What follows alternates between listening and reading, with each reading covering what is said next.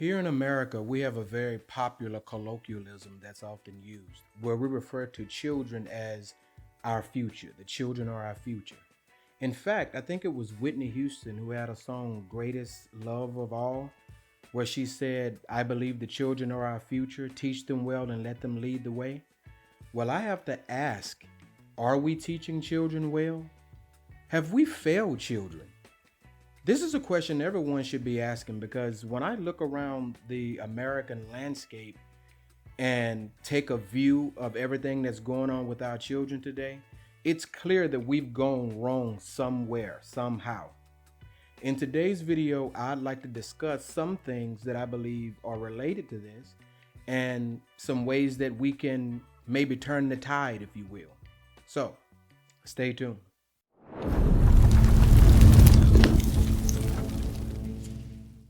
What's up, guys? It's Indigo Row. Thanks for tuning in. So today's topic is probably one of the more difficult topics that I'll ever discuss on my platform. The reason being is I'm not a huge proponent of telling parents how to raise their children. In theory, how you raise your children is your business. But we have to understand that how you raise your children and how I raise my children and how your neighbor may raise their children, it's all inextricably connected. There's no way around it. So I think it's important that we establish and implement certain universal codes, if you will, that can be applied to the way you raise your children. It really doesn't matter, your religion, your race, etc. It doesn't matter. It's just common sense applications that'll go a long way into helping your children become productive adults. Things like accountability, not being so concerned about what others think of you, having independent thought, these type of things. For example, when I was growing up back in the Stone Ages, we had a popular term or a popular colloquialism where we said, sticks and stones may break my bones, but words will never hurt me. It's clear that we've totally gotten away from that because children now more than ever are extremely sensitive. And it's easy to blame things like the internet, but the internet is not the cause. It's just a catalyst for these things to play out. But the cause of these things, in my opinion, the hypersensitivity to what others say about you, meaning children in their inner circles, when they're at school and they're around their friends and, people, they may be victims of bullying, etc. I think the hypersensitivity to those things can be directly traced to the way that they're being raised at home.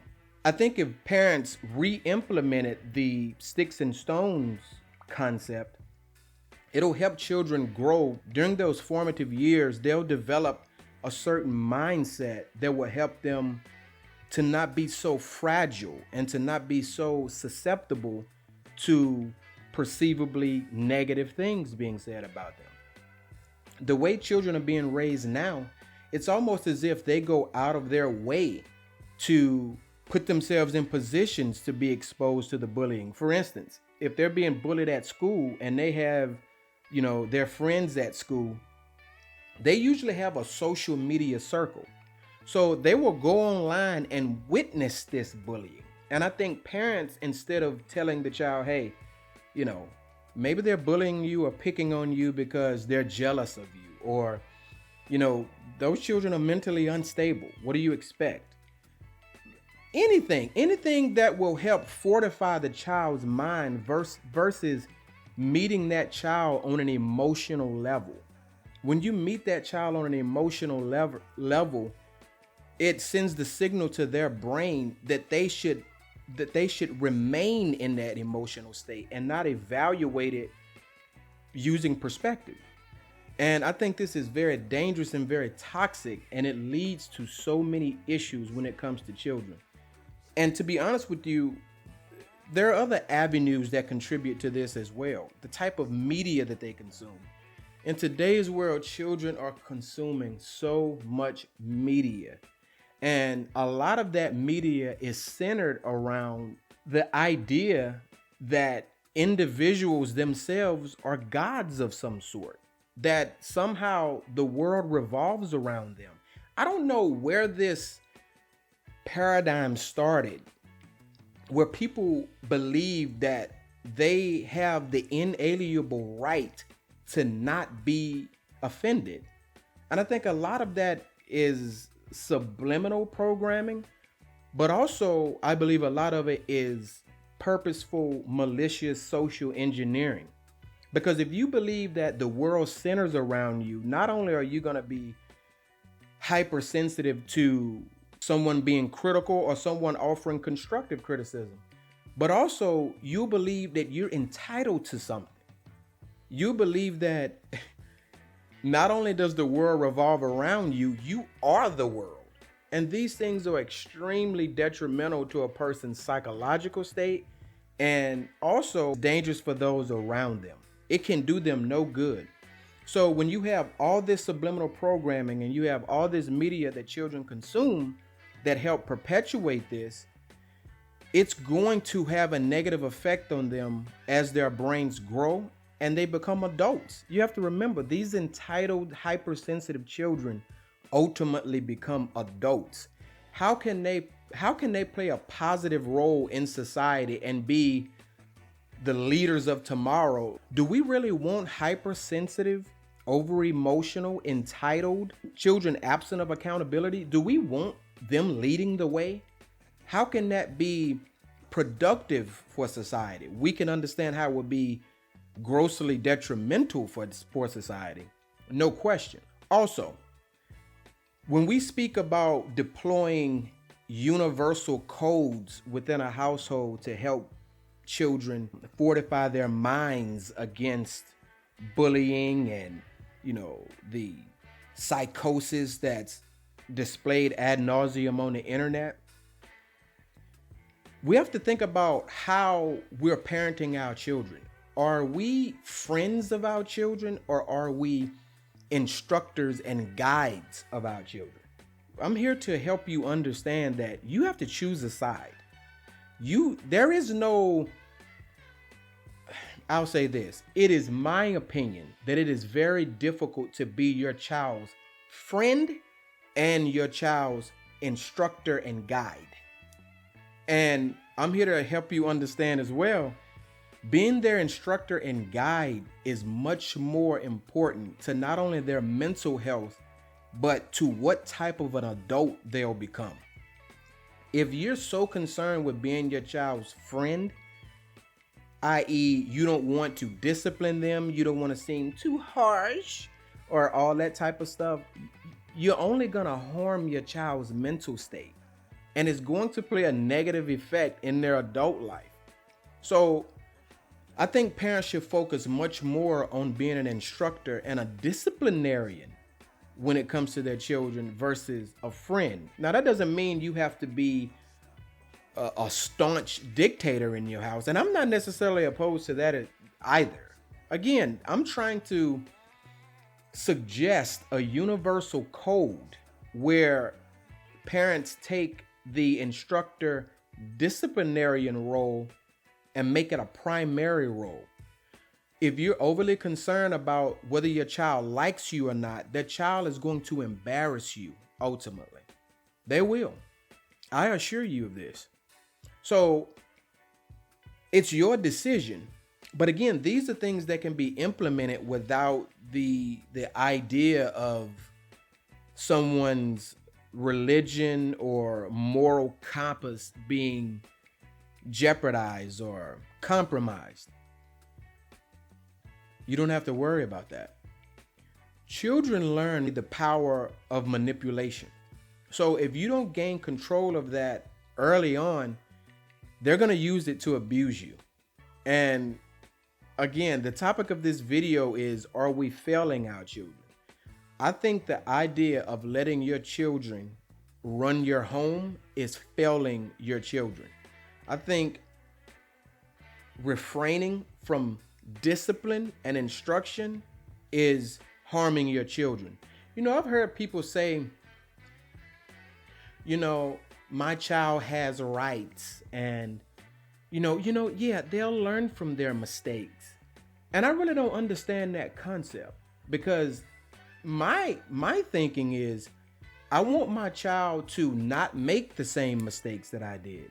And I want to offer a certain type of instruction that'll help guide my child in the direction that they should go. Why would I let a forming brain, an inexperienced entity, just willy-nilly their way throughout life? How is that providing the best possible opportunity for them? You can allow your children, once they're adolescents and going into puberty, of course they're going to have their own thoughts about certain things, and they're allowed to give those thoughts. I'm not saying that you take any of that away. That's not what I'm proposing. What I'm proposing is it must be clear to your child who the governing authority is in your home. And of course, what I'm saying is probably mind-boggling to a lot of viewers, because again, once I evaluate this current landscape in America, I see the way children talk to their parents, and I'm just astonished. And the really sinister thing about this is you see it in media, i.e. movies and television shows.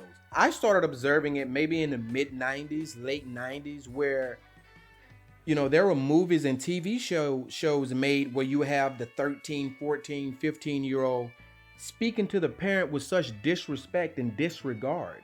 And you have to understand, art imitates life, and life imitates art.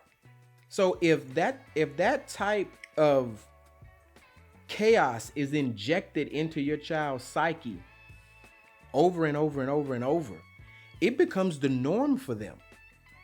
So I advocate that parents, when they're watching something as simple as this is simple. When you're watching a TV show with your family or something deemed family friendly, if you're watching those type of shows and they're spewing all that negative, nasty propaganda and it's seeping into the subconscious of your children, I think it's important, very important, especially if you're a father. Stop that programming, press pause, and explain to your children that you won't be having any of that. I think that's critical. If you don't, you're doing yourself a disservice, as well you are doing your child a disservice. Again, I propose the question, are we failing our children? You have to understand, as parents, if you don't implement your program into your children, someone will implement theirs. And by someone, I mean Hollywood. By someone, I mean this debaucherous, degraded, disgusting society that we live in. If you don't set certain parameters and boundaries for your interaction between you and your children and lay down the law, if you will, someone else will create one for them. Hollywood works overtime programming your children. It's best that you get them first, because they're coming for your children. And I hate to sound like a maniac, but desperate times calls for desperate measures. That's just what it is. Think about how our children are being affected. Look at America's test scores compared to all the other nations around the world. Just over the past 15 or 20 years, the data is there. There's no safe haven for our children. Schools are no safe haven. And I'm not talking about the prevailing media rhetoric as to why our schools aren't safe. Our schools aren't safe because the children are so overwhelmed and inundated with so much propaganda and social engineering. So again, as a parent, if you want to protect your child, if you want to not fail your child, it's very important that you install a proper program within them. You have to install that program within them and give them the proverbial antivirus to be able to recognize when other programs are trying to infiltrate their system, if you will. And these are all things that seem very archaic to the modern Western parent. And I'm here to help you understand you can't look around quizzical. You can't act quizzical when you see the rise in school and public incidents relating to children, violent and traumatic incidents relating to children. You can't be quizzical. These things are happening because we're failing our children. We're failing to install proper programs into our children. Hollywood and the other sinister forces that work in conjunction with Hollywood, they have been very successful installing their program into your children. It's quite interesting. A lot of parents feel like they're being some type of dictator when they have demands of their children, when they have protocols for their children. Well, those same sinister forces that were before mentioned, they have no problem installing programs into your children. So do understand, when I pose the question, are we failing our children? The answer is yes. Yes. And to be honest, I hate to be the bearer of bad news or to come off pessimistically, but it almost feels like it's irreparable at this point. And the reason why it feels that it's irreparable is because in this country, we have too much leeway to do exactly what we want, as long as it doesn't violate the laws of the land. When you have that much diversity in codes of conduct, it's going to create a natural dichotomy and a natural element of chaos within society because there's no code of uniformity. And I'm one of those people who definitely is not a proponent of groupthink or an absence of individualism, but this transcends that. This is beyond that. We have to get back to the ways of old. The socio-political stratosphere, all these new doctrines are being introduced to us. When I'm of the mindset, if it works, don't try and fix it. If it's not broken, don't try to fix it. It's not broken. We have to get back to what was working, and we have to dispel these new age doctrines from our minds because it's assisting in us failing our children, and we are to blame for it because no one's making us do this. If you love your child, you're gonna fight for what's right for your child. And guess what? Your child doesn't know what's right for it. I'm still astonished when I hear children speak. I guess that was a Freudian slip. When I hear parents speak about their children as if their 8-year-old knows what's best for it. That makes me think about that commercial I just saw. I think it's an Eggo commercial, some commercial where the narrator says, all your children will eat is waffles. Like they have the remedy for that. I have the remedy for it.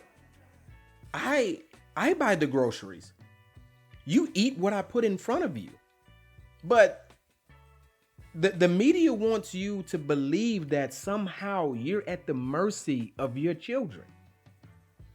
And I don't know exactly when this started because I wasn't always as aware as I am now. I've always had a sense of awareness. Thank the Most High for that. But my level of awareness now was not the same as it was 20 years ago. Obviously, I was a babe 20 years ago. But I don't know when this started where children have so much power and so much control over the home. Now, I've always known that the state has always aimed to have power over you and your children. But I don't know when that paradigm shift occurred where it was socially and widely acceptable for children to be this domineering figure in a home. I don't know when that occurred, but it must stop. In closing, I am not a proponent of telling you how to raise your children, but I assure you that if we don't implement certain universal codes that demand accountability from our children, if we don't instill within our children things that will suppress that sense of entitlement within them, that sense of self-centeredness within them, which ultimately makes them very toxic, which makes them very mentally and emotionally fragile. If we don't change these things, we're done. We're finished. And again, as I've told you, I'm not so sure that it hasn't gotten so far out of control that we're at the point of no return. I'd like to believe that we're not there, but I'm a realist. I don't dwell in fantasy land. So again, I just look around and see the state that we've regressed to. And it becomes apparent to me that it's quite possible that we've gotten to the point of no return. So we must take control of our home. We must take control of our children. We must implement a proper program into our children, a program that fortifies their mind. Giving in to those emotions, giving in to those situations only encourage that state of mental fragility within your child. And it's going to plague them all of their days, I assure you. And it's going to ultimately plague others. They're not going to be any good for anyone in a relationship.